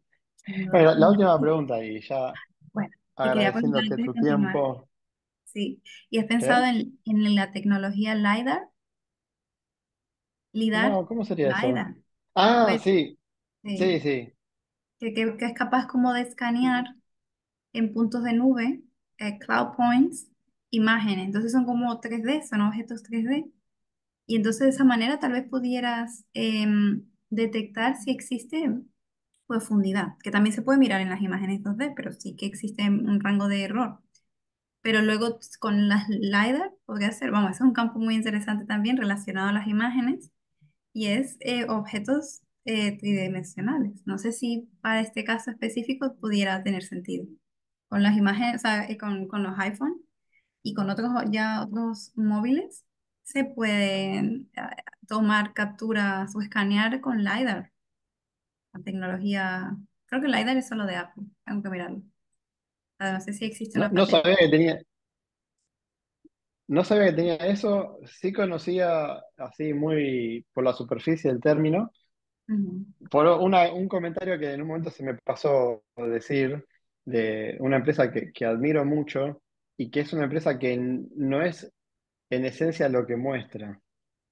En esencia parece ser una empresa de autos, ujú. pero muestra ser una empresa de autos, pero en esencia es una empresa de datos y de inteligencia artificial, que es Tesla. Tesla. Tesla, a mi criterio, es una empresa que admiro por todos lados y cuyo creador, yo no sé si no es una persona de otro planeta. Yo a veces lo pienso y digo, no, no creo que esta persona sea humana como yo. Digo, no, su chipset es otra cosa, es otra arquitectura la que usa él en su cerebro. Y él justamente hizo que los Tesla utilizan full visión por computadora, básicamente para clasificar los objetos, para ver sus carreteras, y usan navegación y utilizan también inteligencia artificial para detección de objetos, pero para decidir y para, ante los inconvenientes, qué hacer. Y yo sabía que en su momento para la conducción autónoma utilizaban eso que habías mencionado vos, el LiDAR o el LiDAR, pero Ujú, Tesla no lo usa. Porque antes los autos, como por ejemplo el de Google, porque Google hizo un proyecto también, tenían como arriba como un cono que era eso para detectar, ese era el líder. ujú, Y Tesla no lo tiene. Entonces ujú, digo, wow, ¿viste? Hay como cosas súper interesantes ahí. Y puede ser. La cosa es cómo hacer un... Sí, puede ser, pero en realidad ahí si el instrumento es un iPhone, eventualmente, si bien son caros, podría ser un costo mínimo para toda todo lo que puede dar en una comunidad, ¿no? Digo, quizás es una comunidad con escasos recursos, pero puede llegar el iPhone, digo, y quizás no es tanto. Y ahí ya tendrías, digo, con el tema de la profundidad creo que tenés como más parámetros para determinar si eso no es. Me refiero y me imagino que va por ahí, ¿no? A lo que decías. sí. Sí, sí, yo decía por si tenía sentido integrar o añadir la información de la profundidad de alguna u otra manera, que también se puede preguntar al usuario. Tal vez podría ser en un tipo de formulario que la persona escribe. De profundidad, 1 centímetro, o bueno, 1 centímetro es bastante, 2 milímetros, etcétera. O no, o es completamente Bueno, eh, flat, como se dice esto, plano, etcétera. Entonces, va por la ahí lo línea interesante, de ver imágenes con otros datos. ahí lo interesante es eso que vos comentabas, ¿no? Que en un momento fue cuando dije, bueno, acá hago un release de estrés y digo, bueno, esto yo no lo debería saber tampoco, que es preguntarle al usuario y como tener un agreement entre ambas partes. Decir, bueno, yo desde mi programación voy a tratar de ver todos los puntos oscuros o ciegos que tiene el programa, que francamente es lo único que me interesa. Y vos de tu lado, fíjate si el porcentaje de acierto es un porcentaje válido. Para mí no es válido. Digo, para mí el 99,9% no es válido en mi mentalidad, porque ¿qué pasa si me toca el 0,001? ¿Viste? Ese es el problema. Pero ahí él me decía, ¿no? Y coincido con vos. En eso de trabajar en equipo está bueno porque de alguna forma empezás a interactuar con el usuario y el usuario te puede decir, no, mira, en el momento quizás tenemos una tasa de acierto de este porcentaje y con esto lo mejoramos muchísimo. Entonces, digo, no sé, son como cuestiones filosóficas como para tener en cuenta. Eh, Sí, es pero verdad. definitivamente veo que en el campo de la medicina van a haber cosas impresionantes para hacer. Lo que estás haciendo vos, lo único que va a hacer es mejorar todo eso, porque ya había como ciertas cuestiones de clasificación, ¿no? Y como que cada día se va perfeccionando más esa clasificación, hay más datos. Y bueno, creo que hay un campo que se está abriendo muy, muy importante ahí. Ujú. Bueno, y la última pregunta o pedido que siempre hago en las entrevistas es si te gustaría dejar algún mensaje a la gente, lo que te salga, lo que quieras dejarnos. Y ya, desde ya, por supuesto, agradecerte todo este rato que compartiste con nosotros. Muchas gracias, Ignacio. Pues nada, comentaros a todos que, vamos, am, que el mundo de emprendimiento, de tecnología, de desarrollo, es súper chulo, como con lenguaje español. De verdad que hay muchísimas cosas y también hay que tener presente que requiere dedicación, requiere de iteraciones. Tampoco pararse o detenerse porque, bueno, una funcionalidad no tuvo el impacto que queríamos, etcétera. Hay que seguir o pivotar, porque perfectamente podemos pivotar y adaptarnos a el mercado y a lo que vayamos detectando como problema y solución. Y bueno, finalizar que, bueno, yo trabajo en Iberus, que en cualquier momento me pueden contactar. Iberus está también en Argentina, está en Ecuador, en México, estará en Estados Unidos y tenemos las oficinas en distintos puntos. Si en algún momento, pues, quieren acelerar el desarrollo porque no lo quieran cubrir por sí solos, perfectamente pues se pueden hacer presupuestos y se pueden mirar formas para un desarrollo rápido, siguiendo la metodología Scrum, en data, en inteligencia artificial u otros sectores. Así que nada, en principio me pueden contactar en mi Twitter, en mi LinkedIn. En mi LinkedIn lo tengo como Rebeca Saraí González Guerra. Yo creo que si pones mi nombre entero me encuentras. Y si no, me gustaría añadirlo al pie de página del vídeo también. Sí.